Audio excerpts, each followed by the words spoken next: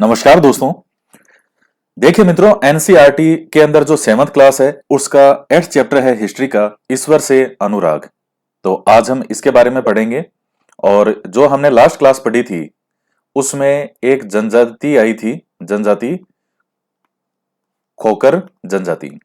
तो ये किस क्षेत्र में थे, किस एरिया में थे, वो आपको कमेंट करके बताना है। तो आज हम आगे पढ़ते हैं। बहुत अच्छा चैप्टर है ये, और वीडियो को लाइक जरूर किया कीजिए। तो आगे पढ़ते हैं।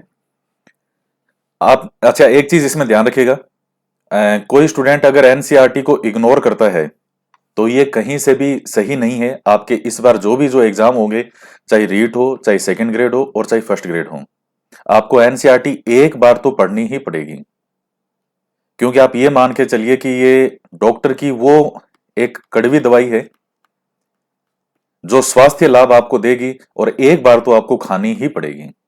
तो एक बार तो आपको एनसीईआरटी सभी जो है वो अच्छे से अपनी आंखों से निकालनी ही पड़ेगी, चाहे किसी को अच्छा लगे या चाहे किसी को अच्छा ना लगता हो। किसी का मन करता है कि मेरा तो मन ही नहीं करता ये किताबें पढ़ने का, क्या इनको पढ़ना है, ये बच्चे वाली किताबें हैं, या जो भी उसको लगे किसी को।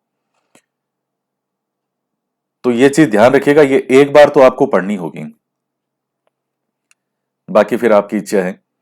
आपने लोगों को पूजा पाठ करते और भजन कीर्तन और कव्वाली गाते या चुपचाप ईश्वर के नाम का जाप करते हुए देखा होगा। आपने यह भी गौर किया होगा कि उनमें से कुछ तो इतने भावविभोर हो जाते हैं कि उनकी आंखों में आंसू भर आते हैं। ईश्वर के प्रति ऐसा प्रेम भाव और गहरी भक्ति उन विभिन्न प्रकार के भक्ति और सूफी आंदोलनों की देन है जिनका 8वीं शताब्दी से उद्भव होने लगा। तो बहुत अच्छा चैप्टर है। अब इसमें देखिए, एग्जाम के अकॉर्डिंग कौन सी चीज मोस्ट है, वो जहां जहां फैक्ट आएंगे वो मैं आपको बताता जाऊंगा कि देखिए ये लाइन महत्वपूर्ण है एग्जाम के अकॉर्डिंग। नेक्स्ट है कि परमेश्वर का विचार। बड़े बड़े राज्यों के उदय होने से पहले भिन्न भिन्न समूहों के लोग अपने अपने देवी देवताओं की पूजा किया करते थे। जब लोग नगरों के विकास, व्यापार और साम्राज्यों के माध्यम से एक साथ आते गए, तब नए नए विचार विकसित होने लगे। यह बात व्यापक रूप से स्वीकार की जाने लगी कि सभी जीवधारी अच्छे तथा बुरे कर्म करते हुए जीवन मरण और पुनर्जीवन के अनंत चक्रों से गुजरते हैं। इसी प्रकार यह विचार भी गहरे पेट बैठ गया था कि सभी प्राणी जन्म के समय भी एक बराबर नहीं होते। यह मान्यता है कि सामाजिक विशेषाधिकार किसी उच्च परिवार अथवा ऊंची जाति में पैदा होने से बनते हैं, कई पांडित्यपूर्ण ग्रंथों में रखी गई थी। तो अब ये जो चीजें थी कि मतलब ये बता रहा है कि कैसे इन सब का उदय हुआ। तो कि बड़े बड़े राज्यों का जब उदय होता है तो उससे पहले भिन्न भिन्न समूह के लोग अपने देवी देवताओं की पूजा करते थे, और बाद में जैसे नगरीकरण हुआ, बड़े बड़े नगरों का विकास हुआ, खूब सारे मंदिर बनाए जाने लगे, बड़े बड़े साम्राज्य बने, तो नए नए थॉट भी आए, नए नए विचार भी आए। और ये जो अच्छे और बुरे कर्म वाली अवधारणा जो है, पुनर्जीवन वाली अवधारणा जो है, जन्म के समय सभी प्राणी एक बराबर नहीं होते, सामाजिक विशेषाधिकार जो है किसी उच्च परिवार अथवा ऊंची जाति में पैदा होने से बनते हैं, ऐसी बातें कई ग्रंथों में लिखी गई थी। तो कैसे कई विचारों के कारण लोग जो है वो बेचैन थे, इसलिए वे बुद्ध और जैनों के उपदेशों की ओर उन्मुख हुए। इन्होंने देखिए यहां थोड़ा सा गहराई से इन्होंने लिखा नहीं है।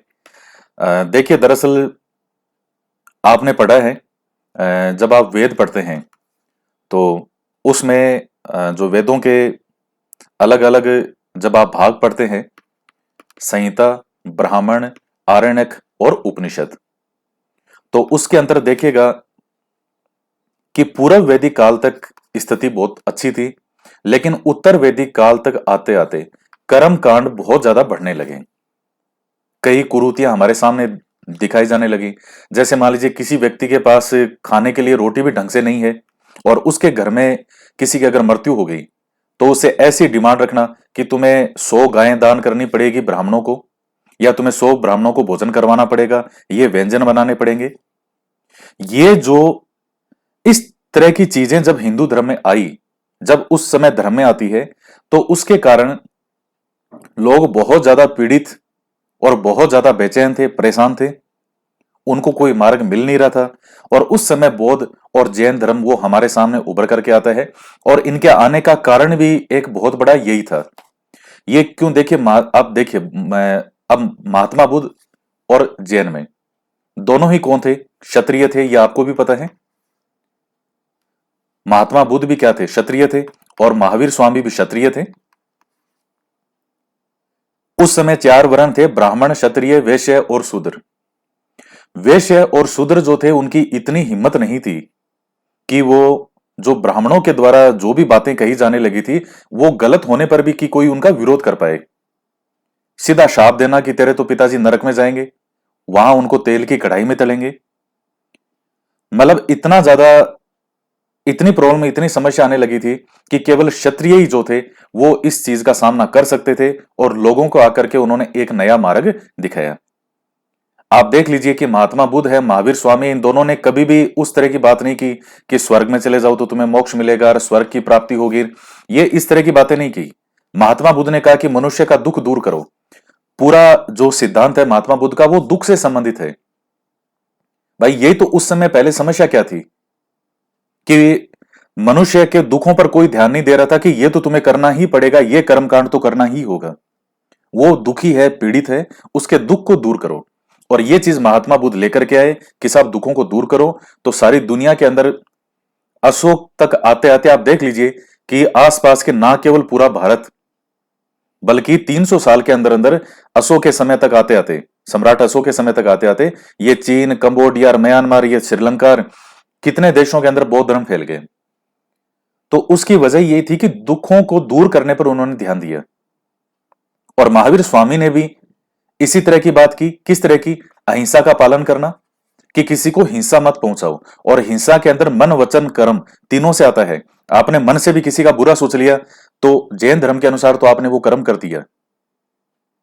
वचन से, इंसान सबसे ज्यादा दूसरे को वचन से ही मारता है। वो सारे दिन व्यंग्य कसना, टोंट मारना, ये इस तरह की जो चीजें हैं सबसे ज्यादा पीड़ित वचनों से ही करता है इंसान दूसरे इंसान को। और फिर आता है कर्मों से, अपने किसी कार्य के द्वारा। तो आप दोनों में सिमिलरिटी देखिए, जैन धर्म और बौद्ध धर्म में सिमिलरिटी क्या है कि मनुष्य को दुख दुख मत दो, अहिंसा का पालन करो। बहुत अच्छी अच्छी इन्होंने बातें बताई, व्यवहारिक बातें बताई। और इसलिए महात्मा बुद्ध के दर्शन को व्यवहारिक दर्शन भी कहते हैं।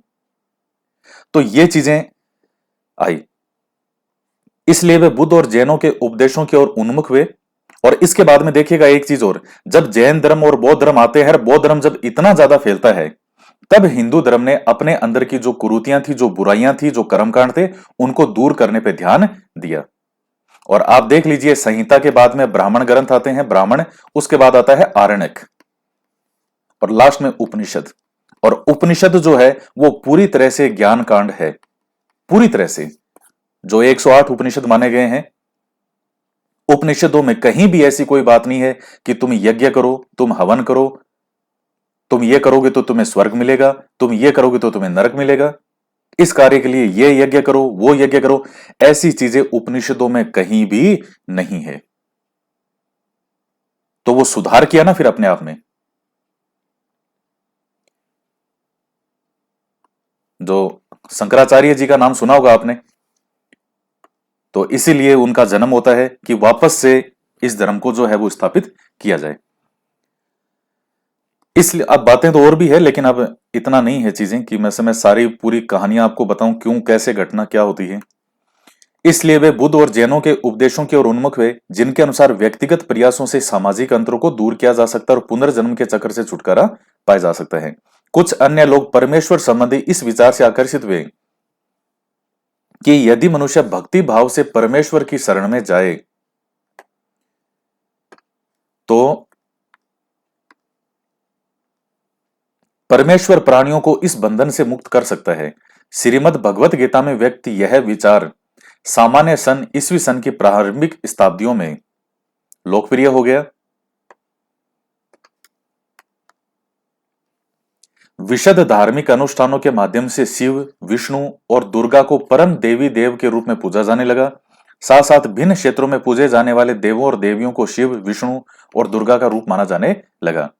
इस प्रक्रिया में स्थानीय मिथक और किस्से कहानियां पौराणिक कथाओं के अंग बन गए।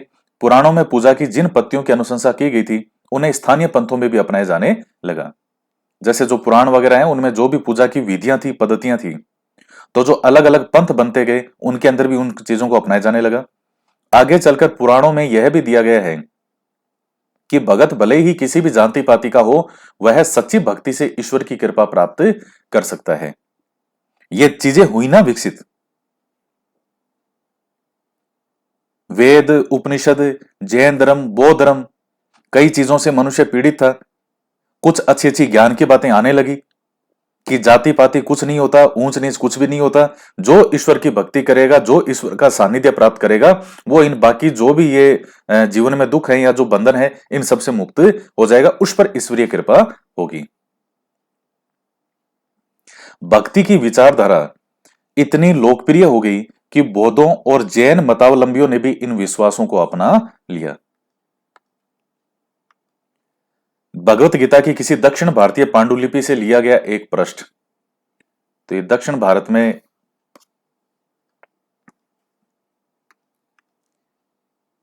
एक उदाहरण, एक फोटो दी है इन्होंने। नेक्स्ट आता है दक्षिण भारत में भक्ति का एक नया प्रकार, नैनार और अलवार। यहां से आपके क्वेश्चन एग्जाम में सीधा का सीधा बनता है। 7वीं से 9वीं शताब्दियों के बीच कुछ नए धार्मिक आंदोलनों का प्रादुर्भाव हुआ। इन आंदोलनों का नेतृत्व नैनारों यानी शैव संत और अलवारों यानी वैष्णव संतों ने किया। यह प्रश्न सैकड़ों बार पूछा गया है कि नैनार में कौन से संत आते हैं जो शिव को मानते हैं, शिव को मानते हैं, अलवार जो विष्णु को मानते हैं। तो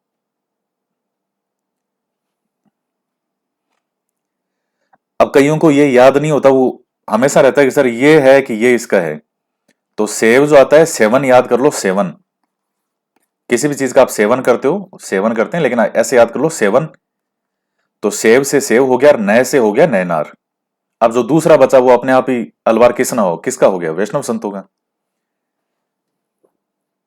कई बार बच्चे दोनों चीजों की ट्रिक बनाते हैं, दोनों की ट्रिक की जरूरत ही नहीं है। जब चीजें है ही दो, एक ही ट्रिक बना लो।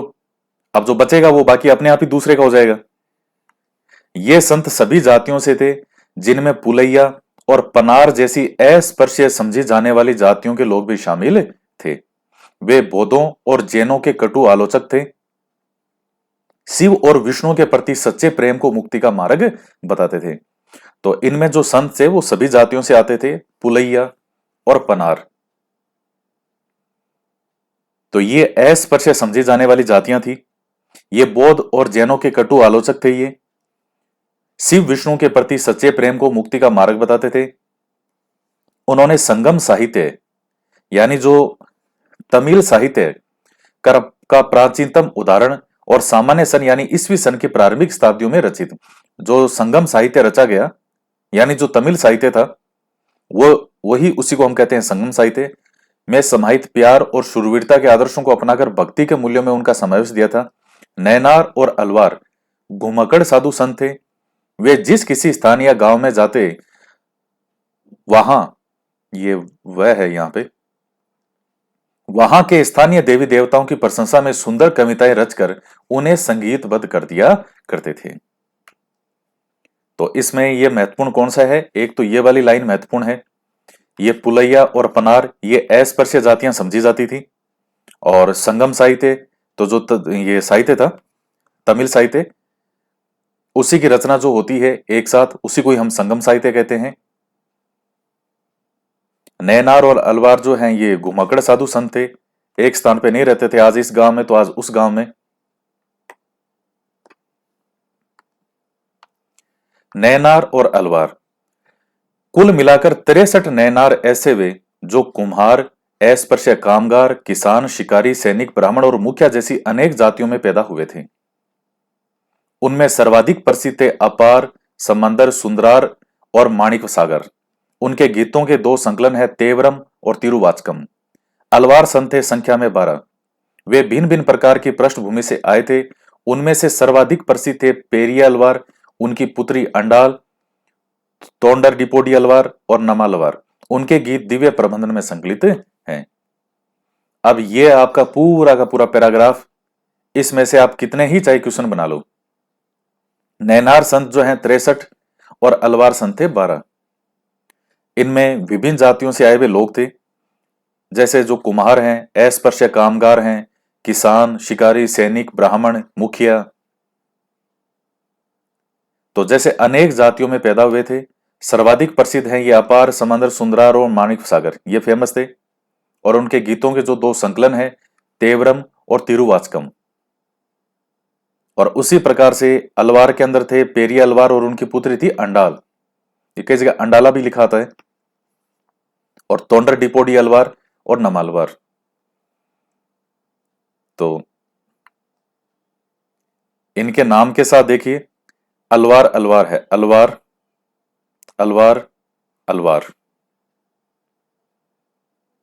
और यहां नैन नार आर, ये देखिए पार, दर्र, रार, सागार। ये लास्ट में आर कर दो, आप आर जोड़ दो या अर जोड़ दो,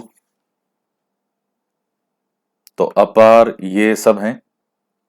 इनमें पूरा ही नाम आ रहा है अलवार अलवार अलवार।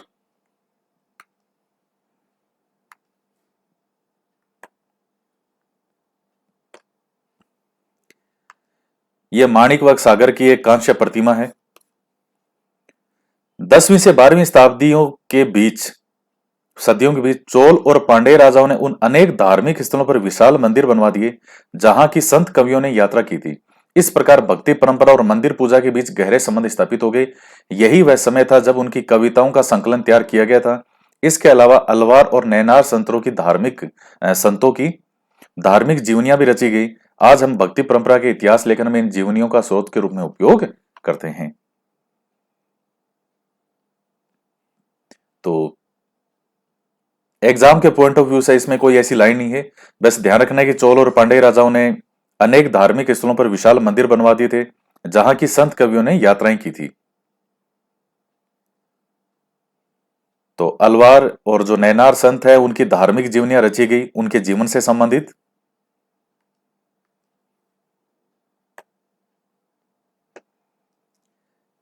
अब ये माणिकवत सागर की रचना है, भगत और भगवान।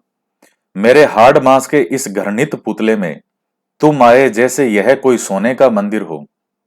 मेरे कृपाल प्रभु, मेरे विशुद्धम रतन, तुमने मुझे सांत्वना देकर बचा लिया। तुमने मेरा दुख, मेरा जन्म मृत्यु का कष्ट और माया मोह हर लिया और मुझे मुक्त कर दिया। हे ब्रह्मानंद, हे प्रकाश में, मैंने तुम्हारी में शरण ली है और मैं तुमसे कभी दूर नहीं हो सकता। तो ये भगत और भगवान का जो संबंध है, यानी ईश्वर की महिमा का मंडन किया जा रहा है।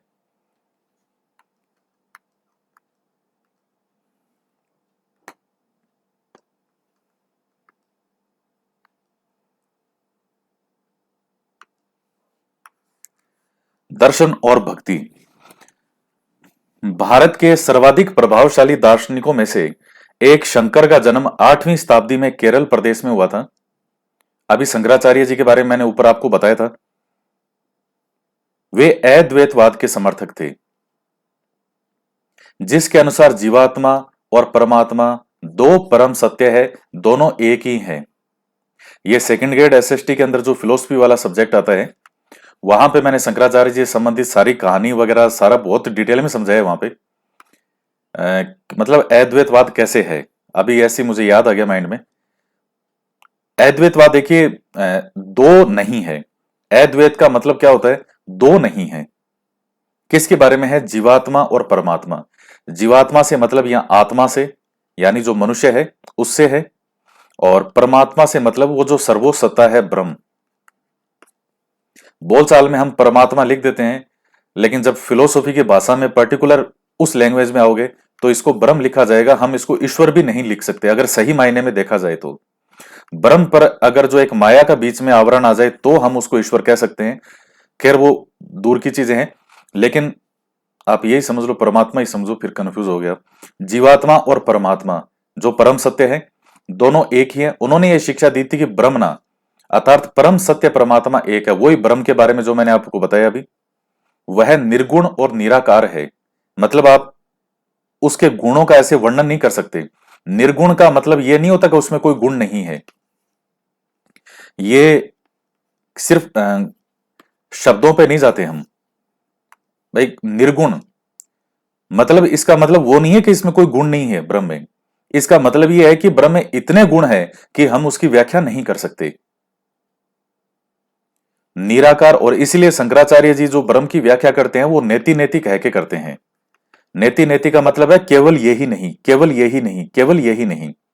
अगर सगुण रूप में आप व्याख्या करोगे तो अगले के गुणों को हमने सीमित कर दिया कि ये गुण है, ये गुण है, ये गुण है, ये गुण है। लेकिन हम जब नेति नेति कह के व्याख्या करें, निर्गुण और निराकार रूप में व्याख्या करें कि केवल यही नहीं, केवल यही नहीं, मतलब इसके अलावा कुछ और भी, तो उस तरह से व्याख्या की है। शंकराचार्य जी का सिद्धांत तो देखिए इतना खतरनाक सिद्धांत है, इतना खतरनाक सिद्धांत है कि जो वेस्टर्न फिलोसफर हैं वो भारतीय दर्शन का मतलब ही शंकराचार्य जी से समझते हैं। इतना जबरदस्त शंकराचार्य जी का सिद्धांत है, मतलब आप ये समझ लीजिए कि एक वैज्ञानिक तरीके से दिया गया सिद्धांत है।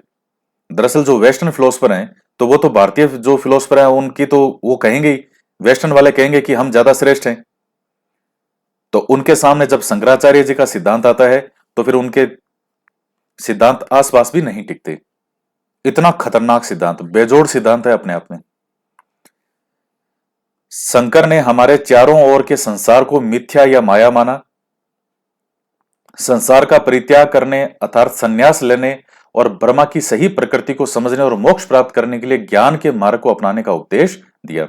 मैंने शुरुआत में आपको चीज बताई थी, उपनिषदों में पूरी तरह उपनिषद जो है वो ज्ञान कांड है। वो उसमें कहीं भी कर्म कांड का उल्लेख नहीं है। यज्ञ, हवन, विधि विधान, इसको दान करना, उसको दान करना, इतना उसको खिलाओ, इसको पिलाओ, इसको खिलाओगे तो वहां पहुंचे, वहां जो है स्वर्ग में पहुंचेगा, इसको दान पुण्य करोगे तो वहां स्वर्ग में पहुंचेगा तुम्हारे जो पितरों के पास में। उपनिषदों में कहीं इस तरह की कोई बात का उल्लेख नहीं। दो ही चीज है, एक आत्मा और एक ब्रह्म। और यह बताया गया है कि केवल अज्ञानता के कारण जो मनुष्य है उसको लगता है मैं बंधन में हूं, वो जो ही आवरण हटता है तो उसको लगता है मैं ही ब्रह्म हूं। और इसी के लिए उपनिषदों में महावाक्य है अहम ब्रह्मास्मि। वृहदारण्यक उपनिषद है एक, ये सबसे बड़ा उपनिषद भी है। और इस वृहदारण्यक उपनिषद के अंदर महावाक्य है एक अहम ब्रह्मास्मि, यानी मैं ही ब्रह्म हूं। तो ज्ञान मार्ग की बात की गई है। उपनिषद का मतलब ही यह होता है अपने गुरु के निकट उनसे निम्न आसन पर बैठकर ज्ञान ग्रहण करना। उपनिषद का शाब्दिक अर्थ भी यही है। तो उपनिषदों में ज्ञान के बारे में बात की गई है।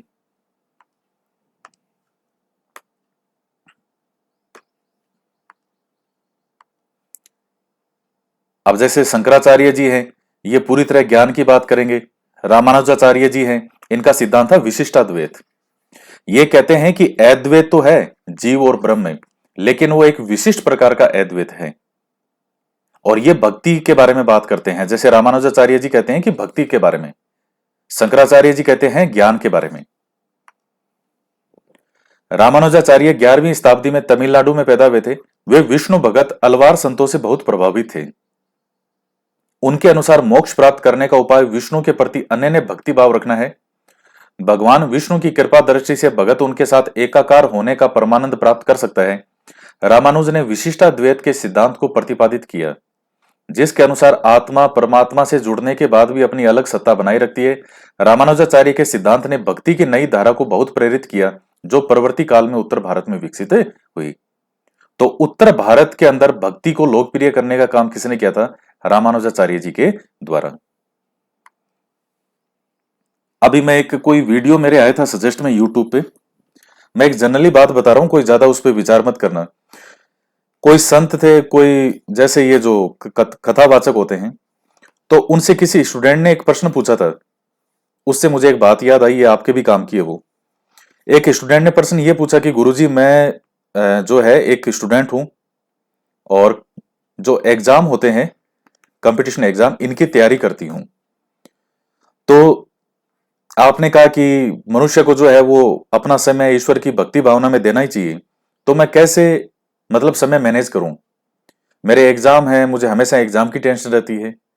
तो उन्होंने ये कहा कि आप ऐसा करो, सुबह जल्दी उठा करो, आधा से 1 घंटा सुबह भगवान की पूजा किया करो, और रात को सोने से पहले या शाम को आधा 1 घंटा और भगवान की पूजा किया करो। मतलब लगभग 1.5 से 2 घंटा आप मान के चलो कि आपको रोज ईश्वर की भक्ति करनी है, सुबह जल्दी उठ के करो या शाम को करो। देखिए, मैं ये चीज आपको इसलिए बता रहा हूं कि जैसे उन्होंने उस स्टूडेंट के दिमाग में ये बात कही, अब जहां हजारों लोग सामने थे, तो अब उस स्टूडेंट को भी, जो वो लड़की थी, उसको यही लगा होगा कि गुरुजी जो बता रहे हैं तो बिल्कुल सही बता रहे होंगे वो। अगर वो भक्ति नहीं करेगी ईश्वर की तो मतलब ये तो बहुत गलत हो गया फिर तो। जबकि ऐसा नहीं है। मैं ये चीज इसलिए कह रहा हूं कि ये वेद हैं, चाहे उपनिषद हैं, चाहे पूरा दर्शन शास्त्र है, गीता में क्या लिखा हुआ है, ये सब चीजें मैंने बहुत गहराई से और मेरे जीवन का बहुत बड़ा समय मैंने इन चीजों को पढ़ने में दिया है। ऐसा कहीं नहीं लिखा हुआ है कि अगर आप ये नहीं करोगे। देखिए, मैं आपको एक चीज बताता हूं, गीता के अंदर मोक्ष मार्ग में भगवान ने 3 मार्ग, भगवान कृष्ण जो है गीता में मोक्ष के लिए 3 मार्ग बताते हैं। एक तो होता है भक्ति मार्ग, एक होता है ज्ञान मार्ग, और एक होता है कर्म मार्ग। अब जैसे रामानुजाचार्य जी हैं, ये भक्ति भाव को महत्व देते हैं कि साहब ईश्वर की भक्ति करो। ज्ञान यानी जो ज्ञान को ग्रहण करो, ज्ञान को प्राप्त करो, जैसे शंकराचार्य जी। और एक होते हैं कर्म मार्गी, जो जिनका जो कर्म है, जो कर्तव्य है, उसको पूरा करें। और अर्जुन को भगवान कृष्ण जो है युद्ध भूमि में यही संदेश देते हैं कि अर्जुन, अर्जुन कहता है साहब मैं तो युद्ध ही नहीं करूंगा। भगवान कहते हैं ऐसे कैसे नहीं करेगा? क्या मैं नहीं करूंगा, मैं तो जा रहा हूं छोड़ के। क्या रुक तू 1 मिनट, आया बड़ा जाने वाला, तू जा नहीं सकता। तेरा कर्तव्य है, तू सोच रहा है कि भगवान कृष्ण है यही कर देंगे, मैं क्यों, और तू ऐसा सोचता भी तो मैं क्यों करूं? अगर मुझे ही सब कुछ करना हो तो मैं तो 2 मिनट के अंदर युद्ध पूरा जो है इसको दी एंड कर सकता हूं मैं। जिसका जो कर्तव्य है कर्म करो ना। तुम्हारा कर्तव्य, तुम क्षत्रिय हो और तुम्हारा कर्म है युद्ध करना, धर्म की रक्षा करना। धर्म से मतलब कर्तव्य, जो एक नीति के अनुकूल जो कार्य है। तो कर्म होता है, जैसे बाल गंगाधर तिलक, उन्होंने गीता रहस्य लिखा जेल में रहते हुए। अगर कर्म के बारे में गीता के बाद में अगर किसी की दुनिया में बेहतरीन व्याख्या अगर कर्म मार्ग के बारे में की है तो बाल गंगाधर तिलक ने की है। मैंने गीता रहस्य पूरा पढ़ा है, और कितनी बार पढ़ा होगा, मेरे पास में ये सब रखी हुई है चीजें। तो जिस मनुष्य के लिए जो है भक्ति मार्ग से करना चाहिए वो भक्ति करो साहब। ज्ञान मार्ग से सिर्फ ज्ञान ग्रहण करके करना चाहिए तो ज्ञान से करो, वेदों उपनिषदों का, पुराण का, उनका अध्ययन करो। कर्म मार्ग से जो आपका कर्तव्य है, आप क्या है अपने कर्म के अनुसार पालन करना, उस मार्ग से भी आप मोक्ष को प्राप्त कर सकते हैं। तो एक स्टूडेंट जो होता है, एक विद्यार्थी जो होता है, उसका ध्यान, उसका कर्म, उसका सिर्फ एक ही है, और वो है अध्ययन करना। मोक्ष सब अपने आप मिल जाएगा। अपने कर्म का पालन करो, अपने आप ही मोक्ष मिलेगा। तो ये चीज मैंने इसलिए बताई है कि किसी स्टूडेंट के दिमाग में इस तरह से अगर कोई बात डाल देता है कि नहीं तुम्हें तो सुबह शाम 1-1 घंटा भगवान की पूजा करनी पड़ेगी, तो 2 घंटे गए तो उसकी जो पढ़ाई है 2 घंटे की वो कौन करेगा? और पढ़ाई, अपना कर्म, अपना सबसे बड़ा धर्म होता है, और सबसे बड़ी पूजा है वो अपना कर्म है। तो गीता को पढ़िए। गीता में इस दुनिया का ऐसा कोई क्वेश्चन नहीं है, ऐसा कोई प्रश्न नहीं है जिसका समाधान गीता में ना हो। आप चाहे पढ़ के देख लो ढंग से, आपको पता चल जाएगा। गीता को वैसे धार्मिक ग्रंथ बनाया गया, बाकी गीता के अंदर इस दुनिया की ऐसी कोई समस्या नहीं है जिसमें गीता के अंदर समाधान हो नहीं। तो ये चीज मैंने आपको इसलिए बताई है कि भक्ति भावना कर सकते हैं, ज्ञान मार्ग है, कर्म मार्ग। और एक स्टूडेंट के लिए उसके कर्म से बढ़कर के कुछ नहीं होता। अब जैसे मान लीजिए मेरा काम पढ़ाना है, सबसे बड़ा कर्म है मेरा पढ़ाना, तो मैं ये कर रहा हूं ना, मैं तो इससे बेस्ट इस दुनिया में कुछ भी नहीं हो सकता अगर मैं अपने कर्म का पालन कर रहा हूं तो। भगवान उस टाइम जब वो युद्ध होता है महाभारत का, तो भगवान कृष्ण ने किस चीज पे सबसे ज्यादा जोर दिया था? इसी पे तो दिया था, कर्म पे। अर्जुन को ये बोला था क्या कि तुम भक्ति करो, या ये बोला था कि तुम जो है वो क्या कहते हैं उसको, ज्ञान ग्रहण करो, वेद उपनिषदों का ज्ञान प्राप्त करो? उन्होंने कहा था साहब तुम क्षत्रिय हो और अपने कर्म का पालन करो, कर्म मार्गी बनो अर्जुन, भागो मत अपने कर्म से।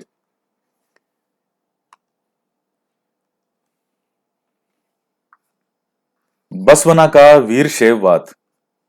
हमने पहले इस बात पर गौर किया था कि तमिल भक्ति आंदोलन और मंदिर पूजा के बीच क्या संबंध है।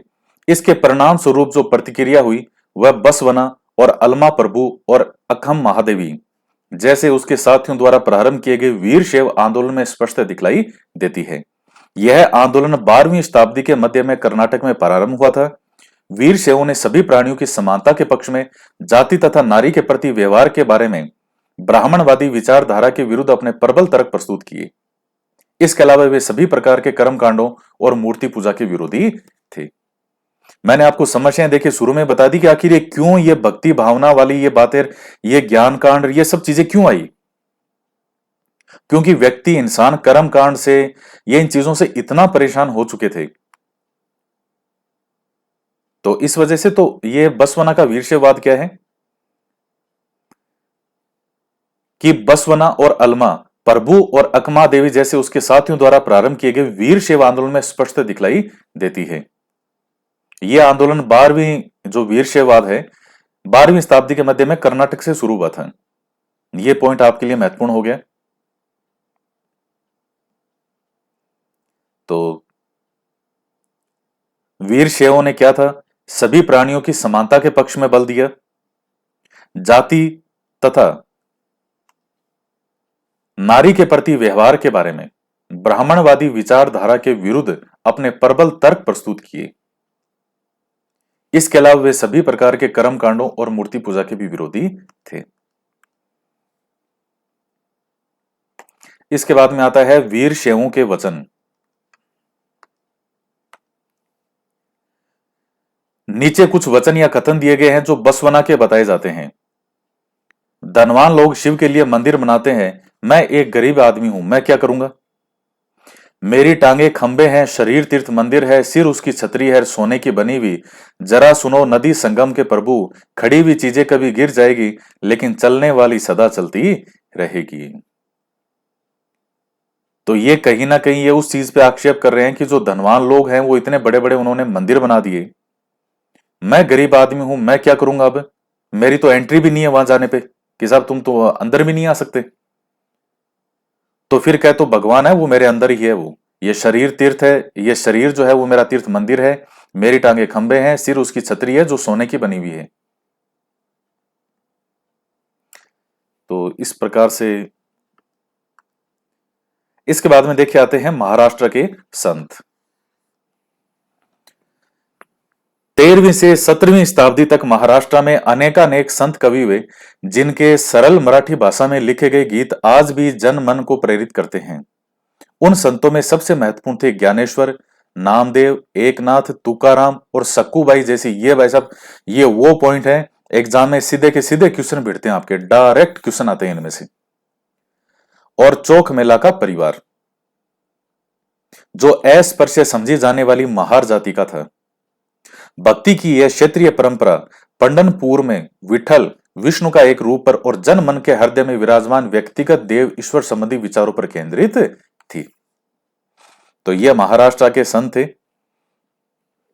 जैसे ज्ञानेश्वर, नामदेव, एकनाथ, तुकाराम, स्त्रियों में सक्कूबाई, और चौक मेला का परिवार था जो अस्पृश्य समझी जाने वाली महार जाति का था। तो ये, और फिर भक्ति के क्षेत्रीय परंपरा जो पंढरपुर ये स्थान है, ये विठल पर और जन मन के हृदय में विराजमान व्यक्तिगत देव ईश्वर संबंधी विचारों पर केंद्रित थी। इन संत कवियों ने कर्मकांड, आडंबर, पवित्रता के ढोंग और जन्म पर आधारित सामाजिक अंतरों आदि का विरोध किया। देखिए आप, जैसे कबीरदास जी हैं, कबीरदास जी ने कितने खतरनाक खतरनाक दोहे लिखे हैं। मैं तो कह रहा हूं अगर कबीरदास जी आज के दोहे में, अगर आज के जमाने में कबीरदास जी जिंदा होते और अगर वो उस तरह के दोहे जो उन्होंने उस जमाने में लिखे थे अगर वो आज लिखते, तो लोग तो इनको जान से मार देते कि तुमने ऐसी बातें कैसे लिख दी। लेकिन वो समय था जब लोग बुराइयों को भी सहर्ष सुनते थे। तो बहुत से दोहे हैं, इतने अच्छे से दोहे हैं उनके। हिंदी मेरा फेवरेट सब्जेक्ट में से रहा है। ये 9th-10th में उस टाइम जो अ, ये दोहे वगैरह थे, तो मैं ये किताबें मेरे बहुत बाद तक भी मैं पढ़ता रहा हूँ। ऐसा नहीं है कि मैंने सिर्फ 9th-10th में वो किताबें पढ़ी थी, बाद में भी जो हिंदी के अंदर किताबें सभी आपने भी पढ़ी होगी। 9th-10th तो सारे ही करते हैं, वो इस सब्जेक्ट सबके सेम होते हैं। उन्होंने तो सन्यास के विचार को भी ठुकरा दिया था और किसी भी अन्य व्यक्ति की तरह रोजी रोटी कमाते हुए परिवार के साथ रहने और विनम्रता पूर्वक जरूरतमंद सभी प्राणियों की सेवा करते हुए जीवन बिताने को अधिक पसंद किया। तो इन संत कवियों ने ये वाले मार्ग का चुनाव किया। कोई कहते हैं कि साहब सन्यास, अगर मोक्ष चाहिए सन्यास ग्रहण करो, घर परिवार छोड़ दो। इन्होंने कहा नहीं साहब, हमें तो इससे कहीं अच्छा एक मार्ग ये लगता है कि रोजी रोटी कमाते हुए अपने परिवार के साथ रहो और विनम्रता पूर्वक जरूरतमंद और सभी प्राणियों की सेवा करो और इस तरीके से जीवन बिताओ। जैसे कबीरदास जी हैं, उन्होंने कोई संन्यास ग्रहण नहीं किया कि वो बिल्कुल ही साइड में जाकर दुनिया में किसी जंगल में चले गए, वन में। इसी समाज में रहे, और कार्य से क्या थे, जुलाहा थे, अपना ये कार्य भी करते थे ताकि जो अपना और अपने परिवार का जो है पेट पालन पोषण कर सके, पेट पाल सके। उन्होंने इस बात पर बल दिया कि असली भक्ति दूसरों के दुखों को बांट लेना है। इससे एक मानवतावादी विचार का उद्भव हुआ, जैसा कि सुप्रसिद्ध गुजराती संत नरसिंह मेहता ने कहा था, वैष्णव जन तो तेने कहिए जो पीर पराई जाने रे। अब ये जो लाइन है, ये एग्जाम में, ऐसे एग्जाम में आई हुई है जो आपको सामान्यतया किसी बड़ी गाइड या किताब में नहीं मिलेगी, कि वैष्णव जन तो तेने कहिए जो पीर पराई जाने। क्या बताओ ये उक्ति निम्न में से किसने कही है? और एनसीईआरटी के 7th क्लास के 8th चैप्टर में है। तो मैं इसलिए कह रहा हूं कि एनसीईआरटी वो कड़वी दवाई है जो आपको ना चाहते हुए एक बार तो आपको खानी पड़ेगी, नहीं तो फिर बाद में खानी पड़ेगी, कभी तो खानी पड़ेगी ये। सामाजिक व्यवस्था पर प्रश्न चिन्ह एक संत तुकाराम का एक अभंग है, मतलब एक मराठी भक्ति गीत। जो दीन दुखियों पीड़ितों को अपना समझता है वही संत है, क्योंकि ईश्वर उसके साथ है। वह हर एक परित्यक्त व्यक्ति को अपने दिल से लगाए रखता है। वह एक दास के साथ भी अपने पुत्र जैसा व्यवहार करता है। तुकाराम का कहना है कि मैं यह कहते कहते कभी नहीं थकूंगा कि ऐसा व्यक्ति स्वयं ईश्वर है। यहां चोक मेला के पुत्र द्वारा रचित एक अभंग दिया जा रहा है। तुमने हमें नीची जाति का बनाया, मेरे महाप्रभु तुम स्वयं वह स्थिति स्वीकार करके तो देखो। हमें जीवन भर जूठन खानी पड़ती है, इसके लिए मेरे प्रभु तुम्हें शर्म आनी चाहिए। तुम तो हमारे घर में खा चुके हो, तुम इससे कैसे इनकार कर सकते हो। चोखा का बेटा कारा मामेला पूछता है, तुमने मुझे जिंदगी क्यों दी। तो ये सामाजिक व्यवस्था से जो पीड़ित व्यक्ति थे, जिनको ऊंची जाति में नहीं माना जाता था, जिनके साथ बहुत दुर्व्यवहार होता था पीढ़ी दर पीढ़ी, तो उसमें ये लोग जो हैं ये कहते हैं साहब ये इस तरह की व्यवस्था बनाई क्यों। तो ये चीजें हैं।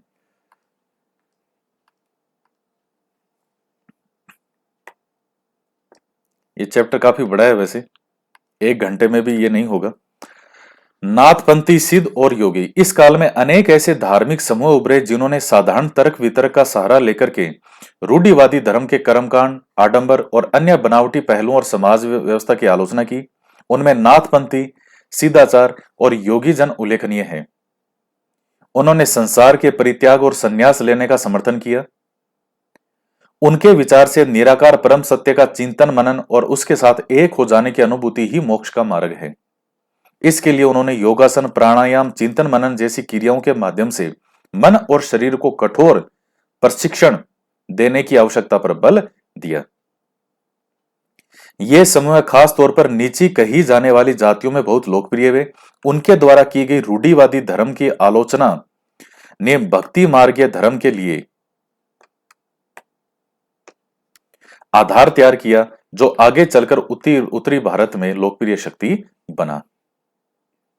तो हर व्यक्ति जो है कि कौन किस प्रकार से थे, कोई किसी प्रकार से अपनी व्याख्या कर रहा है, कोई भक्ति भाव में किस प्रकार से पूजा कर रहा है, कोई किसी चीज को महत्व दे रहा है, कोई कह रहा है कि सांसारिक जीवन में रहते हुए भी आप ईश्वर की भक्ति कर सकते हो, सांसारिक जीवन में रहते हुए जो लोग दुखी हैं उनके दुख दूर करो, विनम्रता से रहो।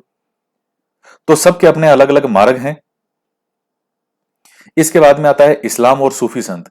संतों और सूफियों में बहुत अधिक समानता थी, यहां तक कि यह भी माना जाता है कि उन्होंने आपस में कई विचारों का आदान प्रदान किया और उन्हें अपनाया। सूफी मुसलमान रहस्यवादी थे। वे धर्म के बाहरी आडंबरों को अस्वीकार करते हुए ईश्वर के प्रति प्रेम और भक्ति और सभी मनुष्यों के प्रति दया भाव रखने पर बल देते थे।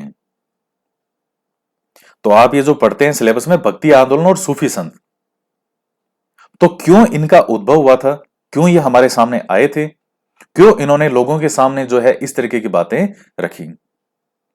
तो भक्ति आंदोलन के बारे में आपने ऊपर देखा, आपके ये चीज जरूर समझ में आ गई होगी कि आखिर इनका उदय हुआ क्यों था। फिर इस्लाम और सूफी संत हैं, तो इनके बारे में, ये धर्म के जो बाह्य आडंबर हैं उनको अस्वीकार करते ईश्वर के प्रति प्रेम और भक्ति और सभी मनुष्यों के प्रति दया भाव पर बल देते थे। इस्लाम ने एकेश्वरवाद यानी कि एक अल्लाह के प्रति पूर्ण समर्पण का दृढ़ता से प्रचार किया। उन्होंने मूर्ति पूजा को अस्वीकार कर दिया और उपासना पत्तियों को सामूहिक प्रार्थना, नमाज का रूप देकर उन्हें काफी सरल बना दिया। साथ ही मुस्लिम विद्वान जो उलेमा थे, उन्होंने शरीयत नाम से एक धार्मिक कानून बनाया। सूफी लोगों ने मुस्लिम धार्मिक विद्वानों द्वारा निर्धारित विशद कर्मकांड और आचार संहिता को बहुत कुछ अस्वीकार कर दिया। तो कई जो मुस्लिम धार्मिक विद्वान थे जिनके द्वारा कर्मकांड वगैरह या आचार संहिता कुछ थी, उन्होंने इसको अस्वीकार कर दिया। वे ईश्वर के साथ ठीक उसी प्रकार जुड़े रहना चाहते थे जिस प्रकार एक प्रेमी दुनिया की परवाह किए बिना अपनी प्रियतमा के साथ जुड़े रहना चाहता है। आप देखते हैं कि सूफी संत के अंदर जैसे गजल हैं, गीत हैं, तो इस माध्यम से कि संगीत के माध्यम से ईश्वर से जुड़ना, जैसे सूफी संत वगैरह होते थे या जो भक्ति करने वाले जो होते थे संत, तो उनके हाथ में कोई ना कोई एक सिंपल सा वाद्य यंत्र जरूर होता था कि ईश्वर के बारे में गाते रहते थे। संत कवियों की तरह सूफी लोग भी अपनी भावनाओं को व्यक्त करने के लिए काव्य रचना किया करते थे। गद्य में एक विस्तृत साहित्य और कई किस्से कहानियां इन सूफी संतों के इर्द गिर्द विकसित हुई। मध्य एशिया के महान सूफी संतों में गजाली, रूमी और सादी के नाम उल्लेखनीय हैं। मध्य एशिया में नाथपंथी सिद्धों और योगियों की तरह सूफी भी यही मानते थे कि दुनिया के प्रति अलग नजरिया अपनाने के लिए दिल को सिखाया पढ़ाया जा सकता है। उन्होंने किसी ओलिया या पीर की देखरेख में जिक्र यानी नाम का जप, चिंतन या समा यानी गाना, रक्स यानी नृत्य और नीति चर्चा, सांस पर नियंत्रण आदि के जरिए प्रशिक्षण की विस्तृत रीतियों का विकास किया। तो ये एक तो मध्य एशिया के अंदर महान सूफी संत कौन से हुए हैं उनका नाम ध्यान में रखना है, गजाली, रूमी और सादी। और बाकी कि अपने दिल को किस प्रकार से सिखाया पढ़ाया जाए, तो उसके लिए जैसे जो नाम है उसका बार बार जप करना, जिक्र यानी अर्थ है इस वर्ड का, चिंतन, समा का मतलब है गाना, रक्स यानी नृत्य, सांस पर नियंत्रण, तो इन सब के माध्यम से इस प्रकार सूफी उस्तादों की पीढ़ियों और सिलसिलाओं का प्रादुर्भाव हुआ। इनमें से हर एक सिलसिला निर्देशों और धार्मिक क्रियाओं का थोड़ा बहुत अलग तरीका अपनाती थी।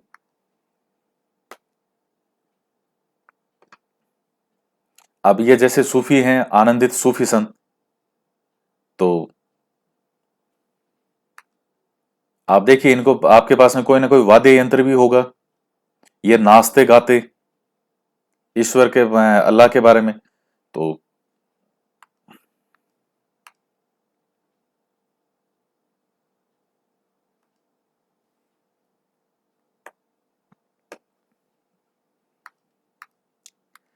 कुरान की पांडुलिपि से लिया गया एक पृष्ठ, दक्कन प्रवृत्ति 15वीं शताब्दी में।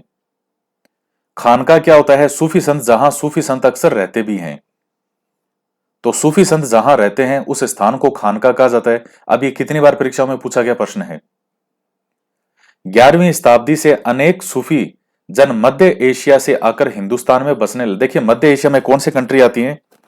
ये पाकिस्तान, अफगानिस्तान को छोड़ करके जितने भी स्थान है ऊपर वाले, ये 4-5 जो है, किर्गिस्तान, तजाकिस्तान, उज्बेकिस्तान, ये जितने भी स्थान है एक पाकिस्तान अफगानिस्तान को छोड़ करके, क्योंकि पाकिस्तान अफगानिस्तान पाकिस्तान का हिस्सा लगभग उस समय हिंदुस्तान में ही था। तो इससे ऊपर के जो कंट्रीज हैं स्थान वाले, वो सब मध्य एशिया में आते थे। दिल्ली सल्तनत की स्थापना के साथ यह प्रक्रिया उस समय और भी मजबूत हो गई जब उपमहाद्वीप में सर्वत्र बड़े बड़े अनेक सूफी केंद्र विकसित हो गए। चिश्ती सिलसिला इन सभी सिलसिलाओं में सबसे अधिक प्रभावशाली था। इसमें औलियाओं की एक लंबी परंपरा थी, जैसे अजमेर के ख्वाजा मोइनुद्दीन चिश्ती, दिल्ली के कुतुबुद्दीन बख्तियार काकी, पंजाब के बाबा फरीद, दिल्ली के ख्वाजा निजामुद्दीन औलिया और गुलबर्ग के बंदा नवाज गिसुदराज। तो जैसे कई सिलसिले, जैसे इसमें अलग अलग, जैसे यहां भी आप जैसे देखते हैं कि भक्ति आंदोलन में कई अलग अलग जो संप्रदाय बनते हैं, तो वैसे यहां सूफी के अंदर भी ये अलग अलग तरह से संप्रदाय हैं। इनको हम कहते हैं सिलसिला। हमारे जैसे मान लीजिए आप भक्ति आंदोलन में पढ़ते हैं, तब वहां हम कहते हैं संप्रदाय। यहां हम क्या बोलते हैं इन चीजों को? सिलसिला। तो जैसे एक सिलसिला था चिश्ती सिलसिला, या आप यूं कह लो चिश्ती संप्रदाय। तो चिश्ती सिलसिला सबसे ज्यादा लोकप्रिय था, सबसे अधिक प्रभावशाली था, और औलियाओं की जो मतलब इसमें जो सूफी संत थे, तो ये सब हैं जुड़े हुए। ख्वाजा मोइनुद्दीन चिश्ती है जो अजमेर में, दिल्ली के कुतुबुद्दीन बख्तियार काकी, पंजाब के बाबा फरीद, दिल्ली के ख्वाजा निजामुद्दीन औलिया और गुलबर्ग के बदानवाज गिसुदराज।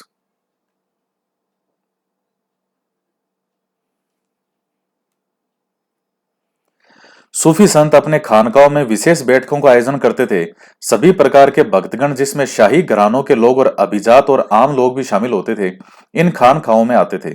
वे आध्यात्मिक विषयों पर चर्चा करते थे, अपनी दुनियादारी की समस्याओं को सुलझाने के लिए संतों से आशीर्वाद मांगते थे, अथवा संगीत तथा नृत्य के जलसों में ही शामिल होकर चले जाते थे। तो खानका जो इनके निवास स्थान थे, विशेष बैठकों का आयोजन करता थे, जिसमें भगतगण, शाही घरानों के लोग, अभिजात और आम लोग भी शामिल होते थे। आध्यात्मिक विषयों पर चर्चा होती थी, आशीर्वाद लेते थे, संगीत नृत्य में शामिल होते थे। अक्सर लोग यह समझते थे कि सूफी औलियाओं के पास चमत्कारिक शक्तियां होती है, जिनसे आम लोगों की बीमारियां और तकलीफों को छुटकारा मिल सकता है। सूफी संत की दरगाह एक तीर्थ स्थल बन जाता था, जहां सभी ईमान धर्म के लोग हजारों की संख्या में इकट्ठे होते थे। तो ये एक चित्र है कि सभी पृष्ठभूमियों के भगत जो है वो सूफी दरगाहों पर जाते हैं। इसके बाद में क्या है, मालिक यानी प्रभु की खोज। जलालुद्दीन रूमी 13वीं सदी का महान सूफी शायर था। वह ईरान का रहने वाला था और उसने फारसी में काव्य रचना की। उसकी कृति का एक उदाहरण है। तो 13वीं सदी का महान सूफी शायर जलालुद्दीन रूमी, ईरान का रहने वाला, फारसी में काव्य रचना। वह ईसाइयों की सूली पर नहीं था, मैं हिंदू मंदिरों में गया, वहां भी उसका कोई नामो निशान नहीं था।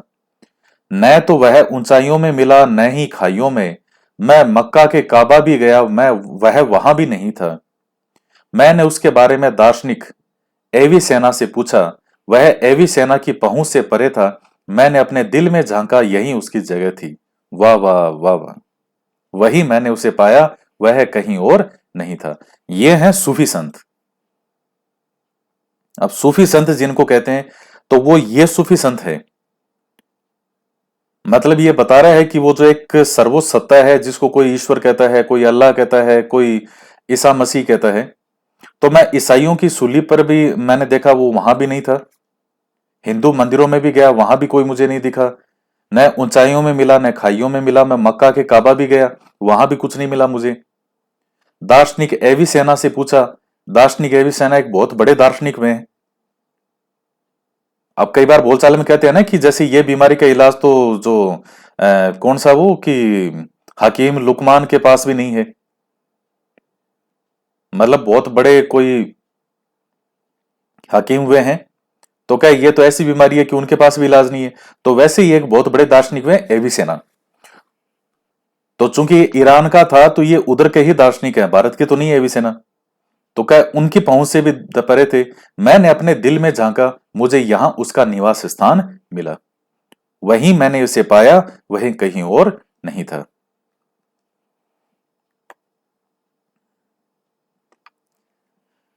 ये चैप्टर आज तो पूरा नहीं होगा, क्योंकि कम से कम 1.5-2 घंटे का टॉपिक है ये। तो जितना है 10-12 मिनट इसको और पढ़ते हैं, फिर 1 घंटे का होने के बाद इसको बंद करेंगे, फिर नेक्स्ट वीडियो के अंदर इसको और आगे कंप्लीट करेंगे। इधर देखिए चित्र 7 में, चैतन्य देव 16वीं शताब्दी बंगाल के एक सूफी संत।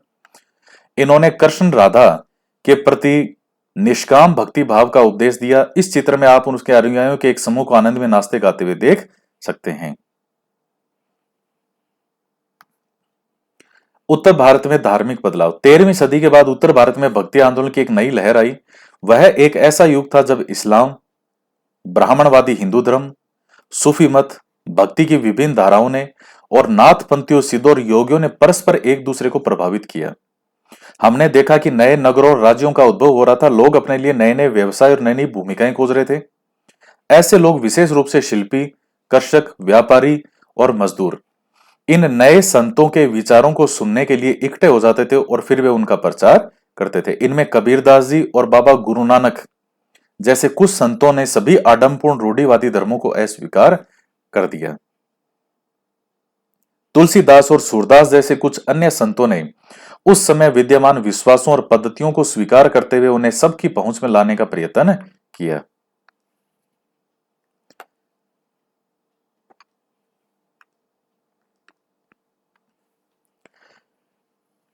तुलसीदास ने ईश्वर को राम के रूप में धारण किया। अवधि पूर्वी उत्तर प्रदेश की बोली, एक बोली वहां की अवधि में लिखी गई तुलसीदास की रचना रामचरितमानस उनके भक्ति भाव की अभिव्यक्ति और साहित्य कृति दोनों की दृष्टियों से महत्वपूर्ण है। तो अवधि भाषा के अंदर लिखी गई है रामचरितमानस, और यह प्रश्न भी बहुत अच्छा प्रश्न बनता है कि रामचरितमानस कौन सी भाषा में लिखी गई थी तुलसीदास जी के द्वारा।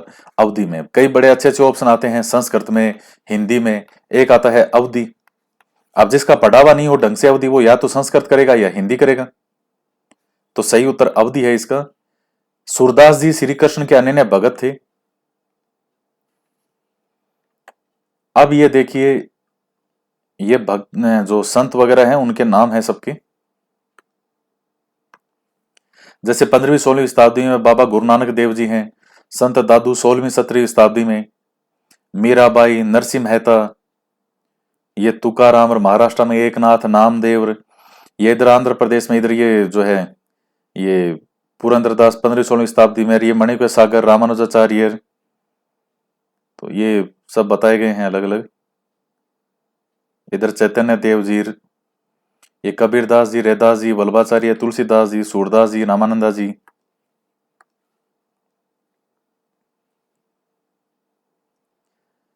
तो इसमें मुख्य भक्ति संत और उनसे जुड़े हुए चित्र में बताए गए। सूर सागर, सूर सारावली और साहित्य लहरी में संग्रहित हैं और उनके भक्ति भाव को अभिव्यक्त करती है। असम के शंकर देव यानी लगभग परवर्ती 15वीं शताब्दी के लास्ट में इन्हीं के समकालीन थे। वे विष्णु की भक्ति पर बल दिया और असमिया भाषा में कविताएं और नाटक लिखे। तो ये जो चित्र में आपने देखा है शंकर देव असम में, ये देखिए 15वीं-16वीं शताब्दी। तो ये सबके जो जहां जाए उनके स्थान लिखे गए हैं जो बहुत ज्यादा लोकप्रिय हैं।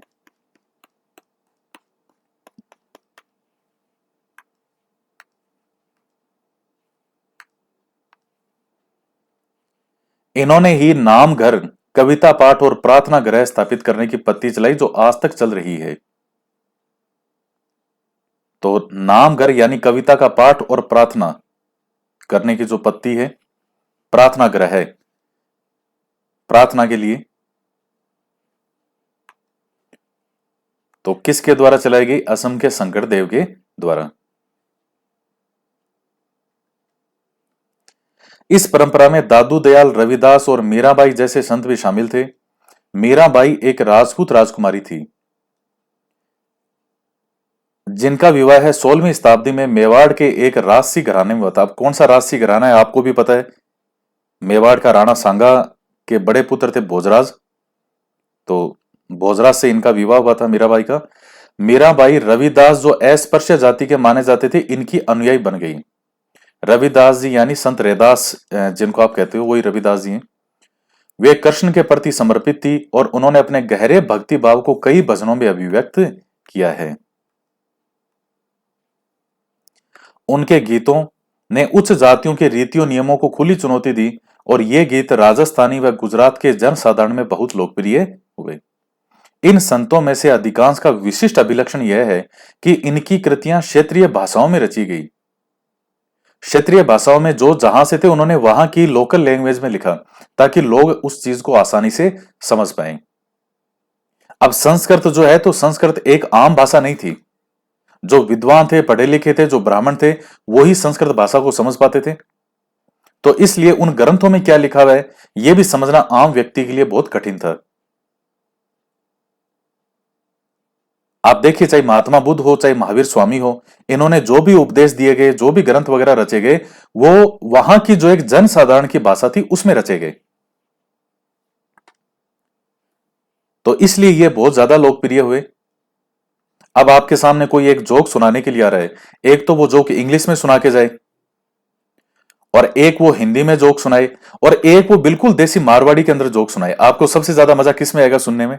मारवाड़ी में ही आएगा क्योंकि आप बहुत अच्छे से समझते हो, और मारवाड़ी जो है राजस्थानी आपको अपनी भाषा लगती है। हिंदी से भी ज्यादा अच्छी आपको राजस्थानी लगती है, क्योंकि घर पे भी आप राजस्थानी बोलते होंगे। भाई बाहर तो आप हिंदी बोलते हो, घर में तो राजस्थानी बोलते हो कम से कम।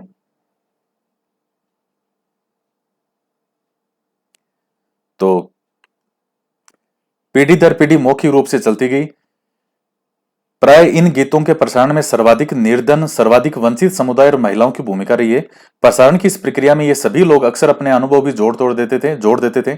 इस तरह आज मिलने वाले गीत संत की रचनाएं तो है ही, साथ साथ उन पीढ़ियों के लोगों की रचनाएं भी मानी जा सकती है जो उन्हें गाया करते थे। ये हमारी जीती जागती संस्कृति का अंग बन गई है। अब ये जैसे मान लो मीरा द्वारा रचा गया गीत राणा के राजमहल से परे, तो आप इसको आराम से पढ़ लीजिए। लोक लाज कुलरा मर्जादा जग मां जे ना राख्यारी, महल अटारी हम सब त्यागे, त्याग्यो थारो बसनो शहर, राणा जी थे क्या ने राख्यो मासू बेर, बीसरो बहल्यो विसरो प्यालो राणा। ये बीच लिखा है विष, मतलब जहर से, ये विक्रमादित्य के लिए लिख रही है। पीवा मीरा हासारी, बार न बांको भयो गरल अमृत जो पियो, राणा थे क्या ने राखो मासू बेर। तो जब राणा सांगा की भी मृत्यु हो चुकी थी, इनके पति जो थे भोजराज जी, उनकी भी मृत्यु हो चुकी थी, और जब विक्रमादित्य गद्दी पे बैठा था वो अयोग्य व्यक्ति था। जो रानी थी कर्मावती, उनकी संतान विक्रमादित्य, और उदय सिंह का बड़ा भाई।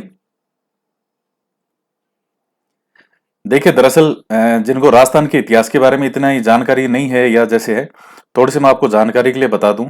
अब मेरा मन हो रहा है बताने का। देखिए राणा सांगा के जो कई रानियां थी, उसमें दो रानियों का नाम महत्वपूर्ण है। एक तो है रानी धनसी, या धनसी का ही दूसरा नाम है धनबाई, जो कि ये थी मारवाड़ से। और एक और महत्वपूर्ण रानी का नाम आता है, उनका नाम आपने सबने सुना है, रानी कर्मावती। तो रानी कर्मावती है, ये बूंदी से थी, और कर्मावती के भाई का नाम था सूरजमल हाडा। सूरजमल हाडा तो बूंदी के अंदर हाडा चौहान ही है। अब तो रानी कर्मावती भी कौन सी रानी होगी? हाडा रानी है। जो धनसी थी, धनबाई, जो कि मारवाड़ से थी, इनके बेटों के नाम आते हैं, एक तो है भोजराज और दूसरा था रतन सिंह सेकंड। रानी कर्मावती के जो संतान है, उनमें एक तो विक्रमादित्य था अयोग्य, और दूसरा था उदय सिंह। अब जब राणा सांगा की मृत्यु होती है तो वहां भोजराज की भी मृत्यु हो जाती है। इसी भोजराज की पत्नी थी मीराबाई। तो पति की मृत्यु हो गई थी, राणा सांगा की भी मृत्यु हो गई थी जनवरी 1528 में। फिर रतन सिंह सेकंड जो है, ये गद्दी पर बैठेगा राणा सांगा के पश्चात। रतन सिंह सेकंड जो है, वो अहेरिया उत्सव के दौरान इस सूरजमल हाडा से, दोनों आराम से, कोई उत्सव था अहेरिया उत्सव, उसमें इनके बीच में विवाद हो जाता है, रतन सिंह और सूरजमल हाडा के बीच। तो ये 31 के आसपास जो है इसकी मृत्यु हो जाएगी रतन सिंह की। 1528 के आसपास तो बैठा था ये राणा सांगा की मृत्यु के बाद। 31 के आसपास आते आते 1531 तक आते आते रतन सिंह सेकंड और ये सूरजमल हाडा, इनकी आपस में किसी बात पे झगड़ा हो गया। क्या हो गया? तू मैं, और दोनों आपस में झगड़ा कर बैठे और दोनों ही मारे गए। फिर 31 में आगे बैठेगा ये विक्रमादित्य। चूंकि ये छोटा था तो फिर सारा कार्यभार किसने संभाला? रानी कर्मावती ने। लेकिन आप जानते हो कि मेवाड़ का जो दूसरा शाखा होगा उसमें रानी कर्मावती जो है, वो जो जौहर होता है वो हो जाता है। तो पहले रानी कर्मावती थी, तो विक्रमादित्य की जो आदतें थी वो सामने नहीं थी। मतलब जब घर में किसी बड़े बुजुर्ग का हाथ होता है, तो सर पर हाथ हो, तो जो कमियां होती है वो बाहर निकल के नहीं आ पाती कि उसमें खुद में कितनी कमियां है।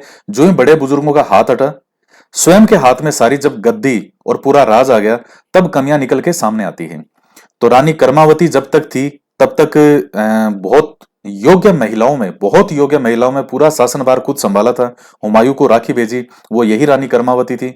गुजरात के बहादुर शाह के साथ में जो युद्ध हुआ, उसने जब आक्रमण कर दिया यहाँ पे मेवाड़ पे, वो सारी कहानी आप जानते ही हो। तो फिर रानी कर्मावती जो है ये जौहर हो गया।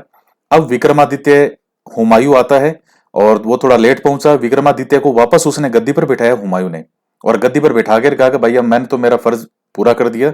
रानी कर्मावती ने मुझे भाई मान करके एक राखी भेजी कि आप आओ हमारी रक्षा करो। विक्रमादित्य को गद्दी पर बैठा के चला गया। विक्रमादित्य जो था ये बुरी आदतें थी इसमें, हमेशा नृत्य प्रस्तुत करो, नृत्य प्रस्तुत करो, सारे दिन शराब पीना, महिलाओं की संगति में पड़े रहना सारे दिन। और मीराबाई जो अब चूंकि इस समय ईश्वर की भक्ति कर रही है, मीराबाई को परेशान करना है। कभी विष का प्याला भेज रहा है, कभी फूलमाला के नाम पे सांप भेज रहा है। तो ये वो विक्रमादित्य है जो जो मीराबाई को परेशान करता था। और इस विक्रमादित्य का पत्ता कट गया था बनवीर ने, जो कि राणा सांगा का बड़ा भाई था, पृथ्वीराज सिसोदिया, उड़ना राजकुमार जिसको कहते थे, जो बात बाद में करता था और तलवार पहले चलाता था। ये राजस्थान हिस्ट्री के इतिहास में मैंने पूरा डिटेल में पढ़ा है। बहुत ही गजब का सबसे डेंजर बंदा था ये मेवाड़ में। और अगर ये राजा बन जाता तो पता नहीं क्या करता ये। तो पृथ्वीराज सिसोदिया जो था उसका दासी से कोई संपर्क हो गया, और उस संपर्क से हो गया बनवीर। तो ये दासी पुत्र था, लेकिन जो इसका पिता था जैविक रूप से, वो तो पृथ्वीराज सिसोदिया, वही मेवाड़ का खून, गर्म खून। ये बनवीर अपना अधिकार मानता था मेवाड़ पे। और स्थिति भी मेवाड़ की ये हो गई थी कि कोई मजबूत शासक है ही नहीं इस समय।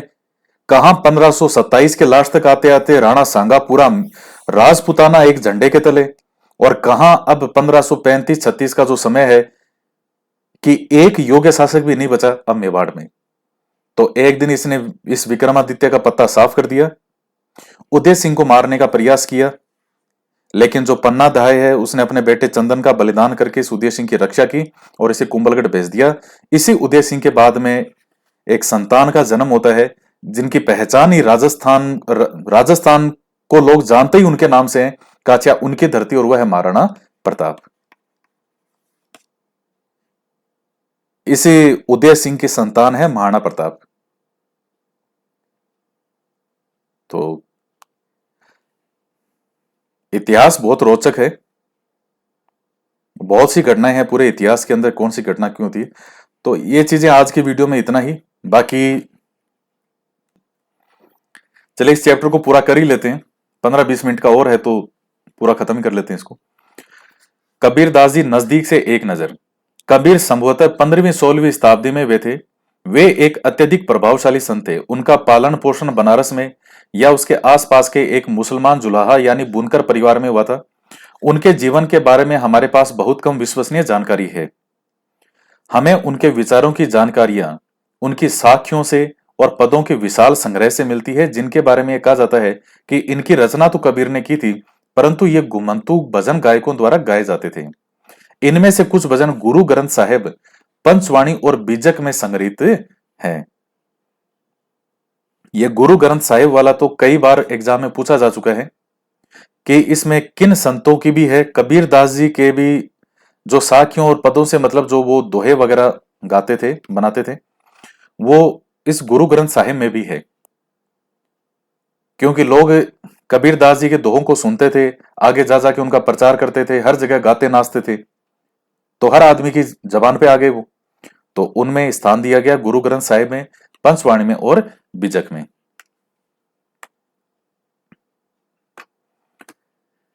अभी कबीर दास जी की एक रचना है,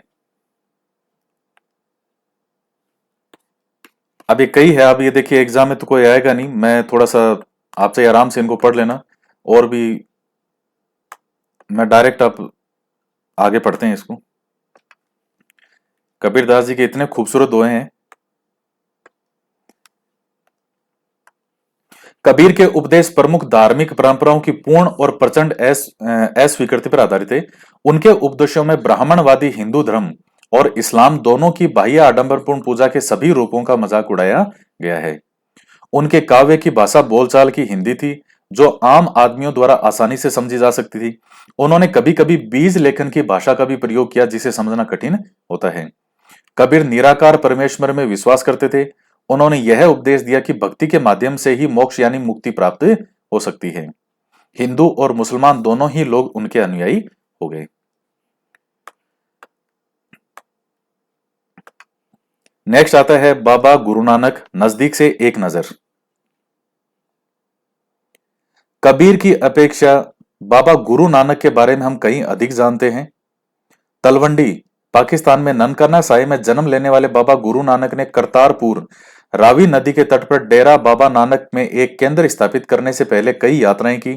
उन्होंने अपने अनुयायियों के लिए करतारपुर में एक नियमित उपासना पद्धति अपनाई, जिसके अंतर्गत उन्हीं के शब्दों भजनों को गाया जाता था। उनके अनुयायी अपने अपने पहले धर्म या जाति अथवा लिंग भेद को नजरअंदाज करके एक सांझी रसोई में इकट्ठे खाते पीते थे, जिसे लंगर कहते थे। बाबा गुरु नानक ने उपासना और धार्मिक कार्यों के लिए जो जगह नियुक्त की उसे धर्मशाला कहते थे, आज इसे गुरुद्वारा कहते हैं। तो बाबा गुरु नानक देव के बारे में, जन्म से 1469 से 1539, और कहाँ जन्म हुआ था? पाकिस्तान के ननकाना साहिब में। कहाँ है? तलवंडी जो है, ये है तलवंडी। और केंद्र स्थापित करने के लिए रावी नदी के तट पर डेरा बाबा जो बाबा नानक करतारपुर में जो है एक नियमित उपासना पद्धति अपनाई और भजनों को गाया जाता था। लंगर और धर्मशाला जिसे गुरुद्वारा कहते थे। ये वाली चीजें महत्वपूर्ण है।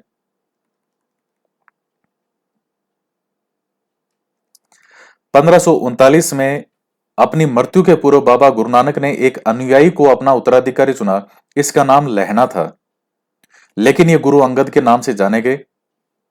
गुरु अंगद नाम का महत्व यह था कि गुरु अंगद बाबा गुरु नानक के ही अंग माने गए, कि ये गुरु नानक देव के ही अंग हैं, इसलिए इनका नाम जो है वो अंगद रखा गया। नाम था इनका लहना। कितनी अच्छी जानकारी है एनसीईआरटी में। गुरु अंगद ने बाबा गुरु नानक की कृतियों को, रचनाओं का संग्रह किया और उस संग्रह में अपनी कृतियां भी जोड़ दी। संग्रह एक नई लिपि गुरुमुखी में लिखा गया था। गुरु अंगद के 3 उत्तराधिकारियों ने भी अपनी रचनाएं नानक के नाम से लिखी। इन सभी का संग्रह गुरु अर्जुन ने 1604 में किया। एक नई लिपि में लिखा गया था जिसे गुरुमुखी लिपि कहते थे। और गुरु अर्जुन ने 1604 में इनका संग्रह किया। इस संग्रह में शेख फरीद, संत कबीर, भगत नामदेव और गुरु तेग बहादुर जैसे सूफियों, संतों और गुरुओं की वाणी भी जोड़ी गई। तो जो गुरु ग्रंथ साहिब है उसमें आपको जैसे शेख फरीद है सूफी संत, संत कबीर है, भगत नामदेव, गुरु तेग बहादुर। 1706 में इस वृहत संग्रह को गुरु तेग बहादुर के पुत्र और उत्तराधिकारी गुरु गोविंद सिंह ने प्रमाणित किया। आज इस ग्रंथ को सिखों के पवित्र ग्रंथ गुरु ग्रंथ साहिब के रूप में जाना जाता है।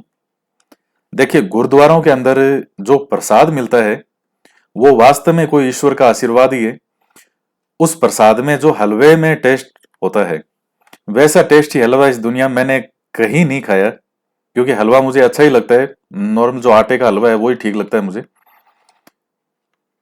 तो जो यहां जो लंगर मिलता है गुरुद्वारों में, और वो जो हलवा वास्तव में जो उस स्वाद होता है उस हलवे के अंदर, वो टेस्ट कहीं किसी हलवे के अंदर मुझे कभी नहीं मिला। आप चाहे खुद ट्राई करके देख लेना। तो शायद मुझे लगता है कि ईश्वर का आशीर्वाद ही है कि इतना अच्छा प्रसाद जो है वो इतना स्वादिष्ट होता है। वो 16वीं शताब्दी में बाबा गुरु नानक के उत्तराधिकारियों के नेतृत्व में उनके अनुयायियों की संख्या का विस्तार हुआ। अब जैसे दिल्ली के अंदर बहुत बड़ा गुरुद्वारा है। दिल्ली के अंदर कभी आप गए हो तो कभी जाके देखिएगा दिल्ली वाले गुरुद्वारे में। और जो अमृतसर में स्वर्ण मंदिर है, आप चाहे वहां जाके देखिए। जयपुर में भी गुरुद्वारा है, या जो राजा पार्क है, उधर राजा पार्क में एक गुरुद्वारा है, तो उसमें भी मैं कई बार गया हूं वहां पे। क्यों, जब मोती डूंगरी जो मंदिर है गणेश जी का, वहां मैं बुधवार को जाता ही हूँ। चाहे सुबह जाऊं या शाम को जाऊं, एक बार तो जाता ही हूँ मोती डूंगरी। तो कभी कभी आगे भी, अब उसी से आगे मोती डूंगरी से और आगे चलते हैं तो उस रोड पे आगे राजा पार्क के अंदर गुरुद्वारा भी है, तो वहां भी जाता हूं। ये अनुयायी कई जातियों के थे, परंतु इनमें व्यापारी, कृषक और शिल्पकार ज्यादा थे। देखिए, मुझे कई जगह जाके बहुत मानसिक शांति मिलती है। एक तो खोड़े के हनुमान जी हैं जयपुर में, जो दिल्ली रोड पर हैं। दिल्ली हाईवे है, तो लगभग आप जयपुर से बाहर सा निकल जाते हो, तब से उस दिल्ली हाईवे पे मंदिर है खोड़े के हनुमान जी का। वहां हनुमान जी की मूर्ति मिली थी कई सैकड़ों साल पहले। तो वहीं जो है उनका मंदिर बना दिया, और वो ऐसी शांति की जगह है कि वहां मैं जब जाता हूं तो मेरा आने का वापस मन नहीं करता, और वास्तव में वापस आने का मन नहीं करता। तो एक इतनी अद्भुत जगह है।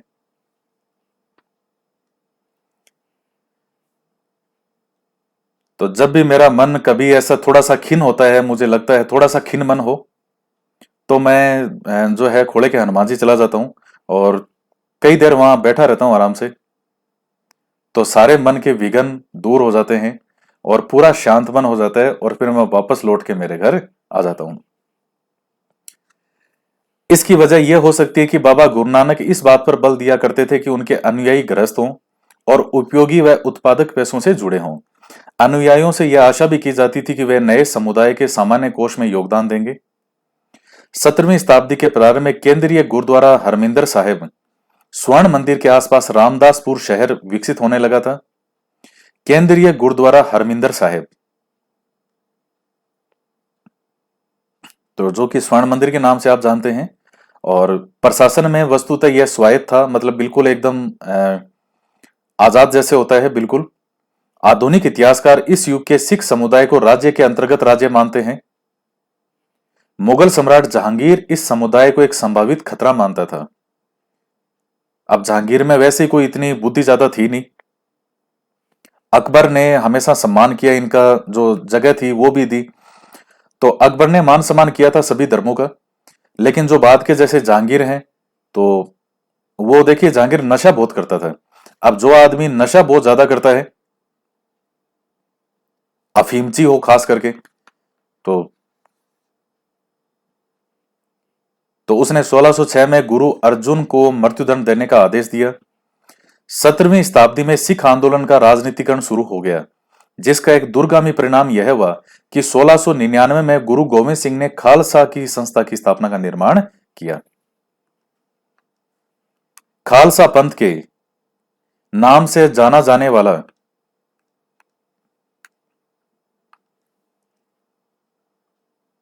जाना जाने वाला सिख समुदाय अब एक राजनीतिक सत्ता बन गया। 16वीं और 17वीं शताब्दियों की बदलती हुई ऐतिहासिक परिस्थितियों ने सिख आंदोलन के विकास को प्रभावित किया। शुरू से ही बाबा गुरु नानक के विचारों का सिख आंदोलन पर गहरा प्रभाव पड़ा। उन्होंने एक ईश्वर की उपासना के महत्व पर जोर दिया। उन्होंने आग्रह किया कि जाति, धर्म अथवा लिंग भेद मुक्ति प्राप्ति के लिए कोई मायने नहीं रखते। आप जानते हैं कि कैसे सिख धर्मों पे जब गुरु अर्जुन देव को फांसी दे दी गई, और जब अत्याचार बढ़ने लगे, तब जो है फिर इन्होंने एक राजनीतिक सत्ता के रूप में स्थापित किया सिख समुदाय को। आप जानते हैं कि फिर इन्होंने कई नियम वगैरह बनाए, और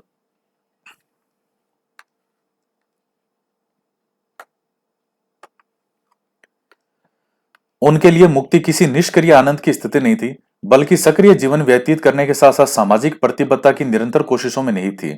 अपने उपदेश के सार को व्यक्त करने के लिए उन्होंने 3 शब्दों का इस्तेमाल किया: नाम, दान और स्नान।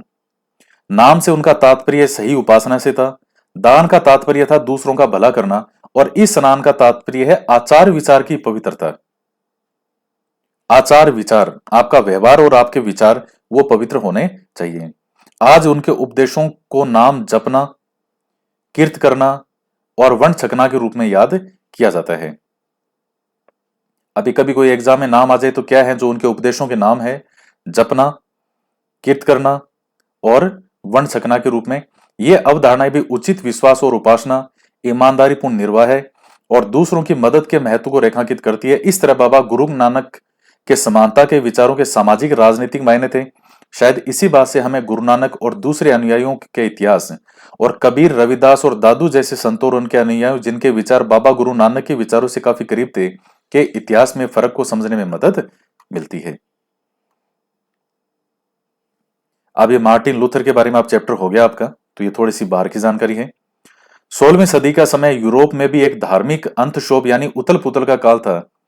तब ईसाई धर्म में अनेक परिवर्तन हुए, जिन्हें लाने वाले महान नेताओं में थे मार्टिन लूथर, 1483 से 1546। लूथर ने यह महसूस किया कि रोमन कैथोलिक चर्च के अनेक आचार व्यवहार बाइबल की शिक्षाओं के विरुद्ध आते हैं। लूथर ने लैटिन भाषा की बजाय आम लोगों की भाषा के प्रयोग को प्रोत्साहन दिया और बाइबल का जर्मन भाषा में अनुवाद किया। वे दंड मोचन की उस प्रथा के घोर विरोधी थे, जिसके अंतर्गत पाप कर्मों को क्षमा कराने के लिए चर्च को दान दिया जाता था। छापा खाने के बढ़ते हुए प्रयोग से उनकी रचनाओं का व्यापक रूप से प्रचार प्रसार हुआ। अनेक प्रोटेस्टेंट ईसाई संप्रदाय अपना उद्भव लूथर की शिक्षाओं में ही खोजते हैं।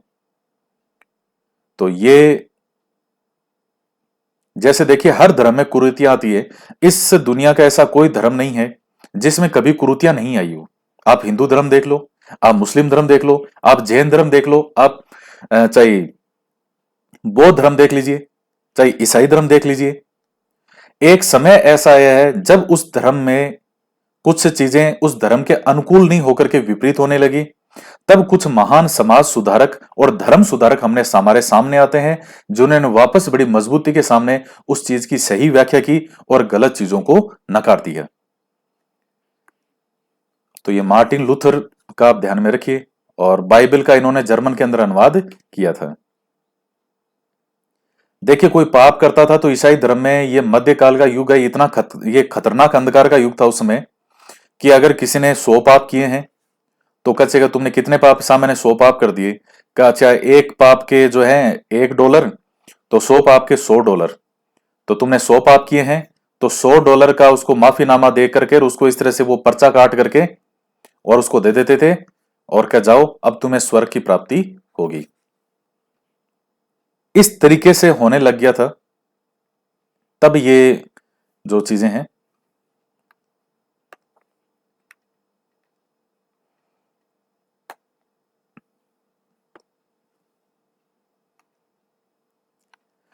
अब ये प्रश्न आपके सामने निम्नलिखित में मेल बैठाएं। आप बैठाओ मेल। बुद्ध, शंकरदेव, निजामुद्दीन औलिया, नैनार और अलवार। अब मिलान करो इनका। नैनार जो है वो कौन हो गए? शिव की पूजा करने वाले। अलवार कौन हो गए? विष्णु की पूजा करने वाले। निजामुद्दीन औलिया कौन हो गए? सूफी संत हो गए। और फिर इसके बाद में और शंकरदेव तो ये नामघर, और बुद्ध जो है वो सामाजिक अंतरों पर सवाल उठाए, यानी जैसे किसी को ज्यादा महत्व दिया जाता था, ऊंच नीच जो होती थी। तो ये हो गए 500। बहुत शानदार चैप्टर था आज का, और जो विद्यार्थी पूरे चैप्टर को सुनेगा, मुझे लग रहा है बहुत मजा आएगा आपको पूरा चैप्टर पढ़ने में।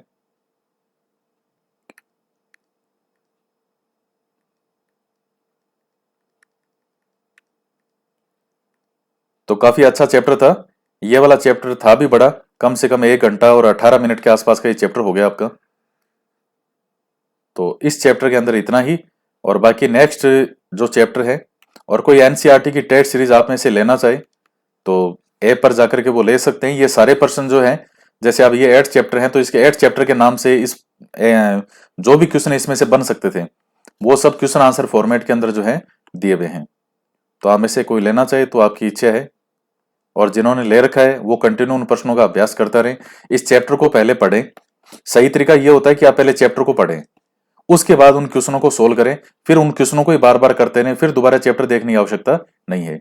लेकिन एक बार चैप्टर पढ़ेंगे तो आपके दिमाग में, चूंकि मैं तो क्वेश्चन वो ही बनाए जो इसमें फैक्ट है, लेकिन ये जो बाकी चीज समझने वाली जो पूरा एक है, तो ये चीज आपको बुक से ही समझनी पड़ेगी। तो इस वीडियो के अंदर इतना ही। तो मिलते हैं नेक्स्ट वीडियो में। जय हिंद, जय भारत।